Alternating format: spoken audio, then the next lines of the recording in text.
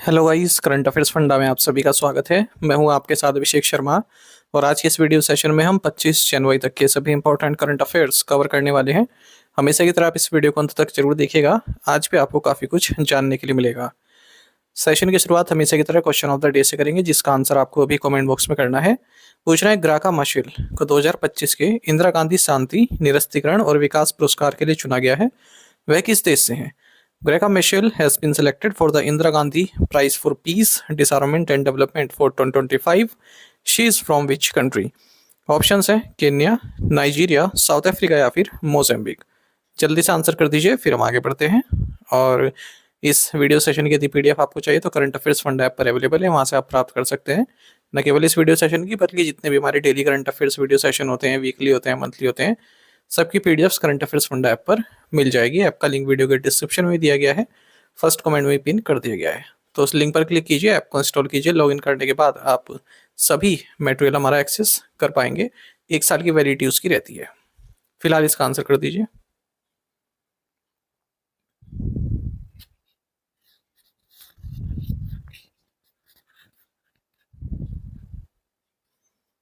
Who resigned as director, MD and CEO of Eternal Limited, formerly Zomato Limited?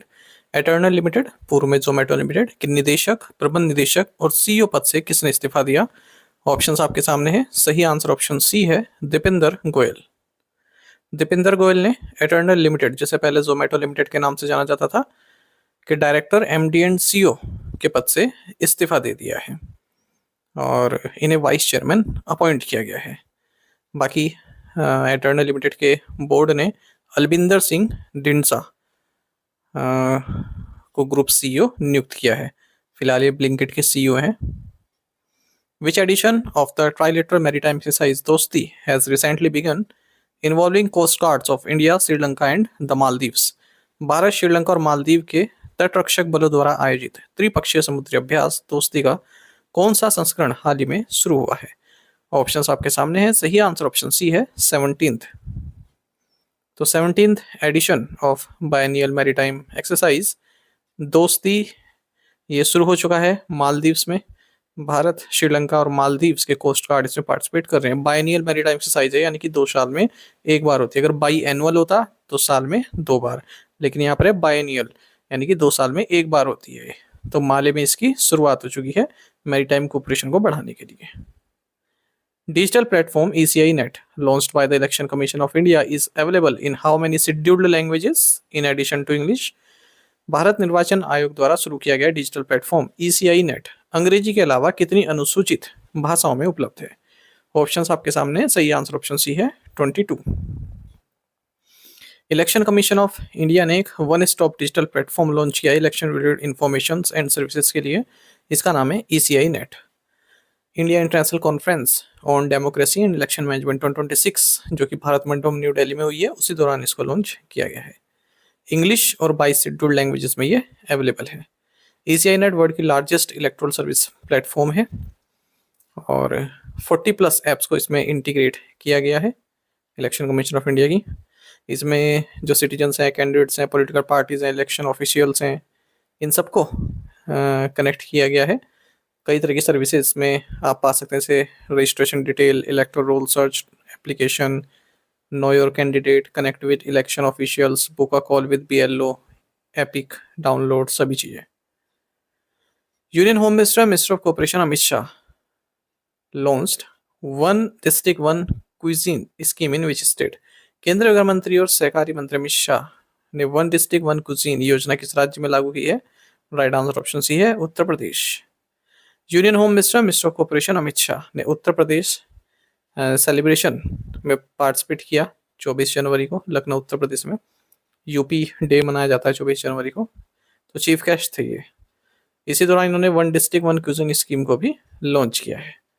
तो हर district की जो एक सबसे खास क्यूजिन है उसको प्रमोट किया जाएगा, इवन एक्सपोर्ट के लिए भी प्रमोट उसको किया जाएगा, उससे संबंधित इंफ्रास्ट्रक्चर बढ़ाया जाएगा, मार्केटिंग स्ट्रेटजी उसके लिए सेटअप की जाएंगी। साथ ही इन्होंने Sardar Patel industrial zone programme को भी इनॉग्रेट किया राज्य में। India's national power transmission network has crossed how many circuit kilometers of transmission lines to 20 kV and above? Bharat के राष्ट्रीय विद्युत पारेषण नेटवर्क ने कितने सर्किट किलोमीटर पारेषण लाइनें 220 केवी और उससे ऊपर की पूरी कर ली है? राइट आंसर ऑप्शन बी है 5 लाख सर्किट किलोमीटर।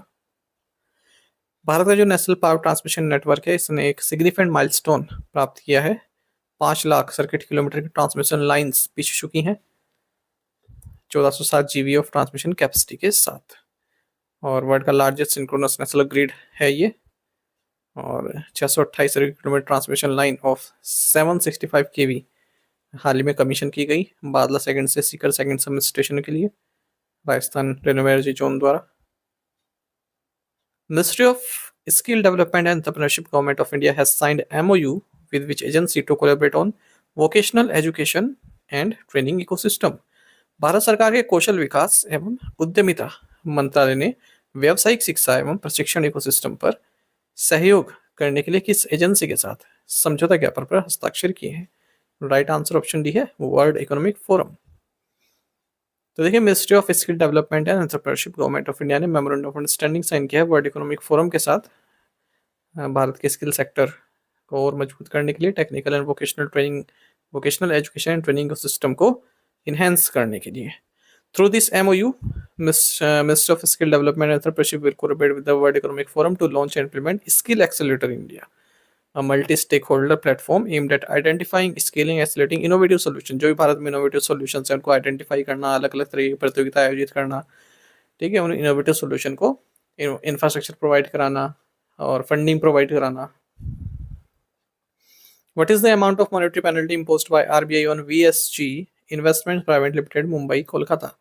भारतीय रिजर्व बैंक ने मुंबई महाराष्ट्र स्थित VSG इन्वेस्टमेंट प्राइवेट लिमिटेड पर कितना मौद्रिक जुर्माना लगाया है? राइट आंसर ऑप्शन सी है 80,000 रुपीज।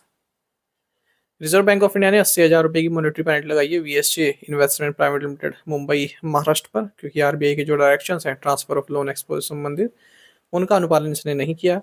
साथ ही RBI ने 2.10 लाख रुपए की मॉनेटरी पेनल्टी लगाई है पिंपरी चिंचवाड़ सहकारी बैंक मर्यादित पिंपरी महाराष्ट्र पर भी। RBI ने 8 लाख रुपए की मॉनेटरी पेनल्टी लगाई है श्री कन्या नगरी सहकारी बैंक लिमिटेड चंद्रपुर महाराष्ट्र पर भी। RBI ने 1 लाख रुपए की मॉनेटरी पेनल्टी लगाई है श्री सत्य साई नागरिक सहकारी बैंक मर्यादित भोपाल मध्य प्रदेश पर भी। Who has been appointed as the coach of the senior Indian women's football team? भारतीय महिला सीनियर फुटबॉल टीम के कोच के रूप में किसे नियुक्त किया गया है? ऑप्शंस आपके सामने हैं। सही आंसर ऑप्शन डी है Amelia Valverde. All India football federation ने अमेलिया वेलवेर्डे को कोच नियुक्त किया है senior Indian women's football team का। 39 साल की हैं, कोस्टा रिका से आती हैं। अच्छा, इंडियन वुमेन फुटबॉल टीम को बोलते हैं blue tigers. The Indian coast guard and Japan coast guard conducted a joint hazardous and noxious substances response drill in which city? भारतीय तटरक्षक बल और जापान तटरक्षक बल ने किस शहर में संयुक्त रूप से खतरनाक और हानिकारक पदार्थों से निपटने का अभ्यास किया? राइट आंसर ऑप्शन बी है मुंबई। इंडियन कोस्ट गार्ड और जापान कोस्ट गार्ड ने एक jointly hazards and noxious substances response drill को कंडक्ट किया है मुंबई में। ठीक है, free and open Indo Pacific के प्रति कमिटमेंट दिखाई है दोनों ही देशों ने। और भारत के पास फिलहाल प्रेसिडेंसी है कोस्ट गार्ड ग्लोबल समिट की। आने वाली जो 5th coast guard global summit of Bharat host करेगा। Which organisation announced the launch of India's first immersive IVF knowledge centre?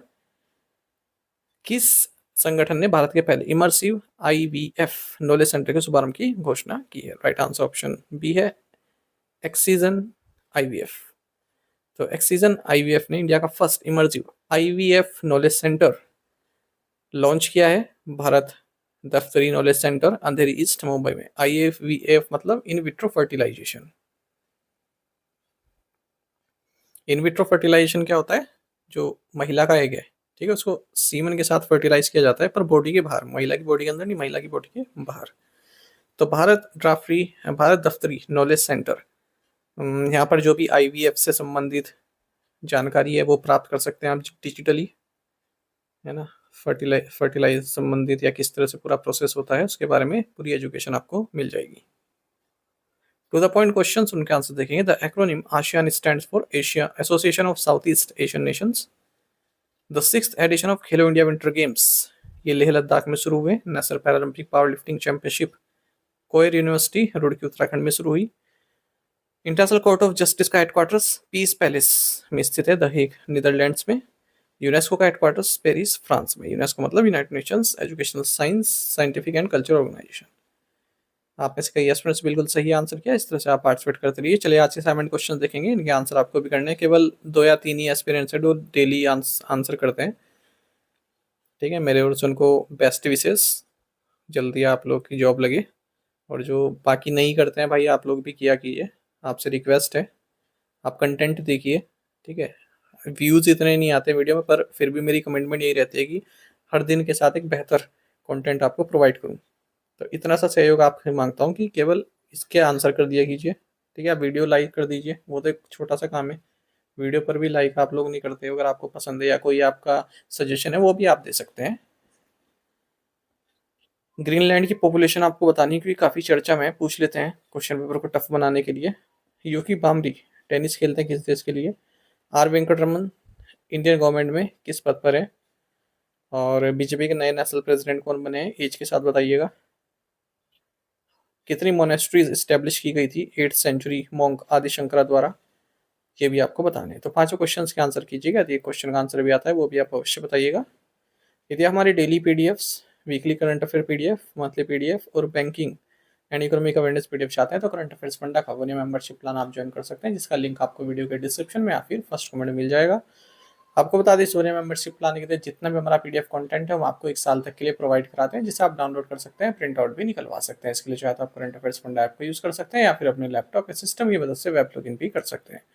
कोई भी आपका एग्जाम हो, बैंकिंग, एसएससी, रेलवे या फिर स्टेट पीसी, जहाँ पर भी जनरल अवेयरनेस या करंट अफेयर्स पूछे जाते हैं, सभी एग्जाम्स के लिए हमारा पीडीएफ कंटेंट काफी यूजफुल है। इस पीडीएफ कोर्स में आपको RBI circulars, financial awareness, digital awareness, banking awareness, general है इकोनॉमिक अवेयरनेस, सब कुछ प्रोवाइड करा रहे हैं, वो भी 1 साल की वैलिडिटी के साथ। तो करंट अफेयर्स फंड ऐप पर आपको ये पूरा मटेरियल मिल जाएगा। फिर भी कोई जानकारी आप चाहते हैं तो हमारा कस्टमर केयर नंबर है 44816988, इस पर आप कॉल कीजिए या फिर व्हाट्सएप करके भी जानकारी प्राप्त कर सकते हैं। टेलीग्राम पर ज्वाइन करना ना भूलें, करंट अफेयर्स फंडा नाम से हमारा टेलीग्राम चैनल है। Thank you guys.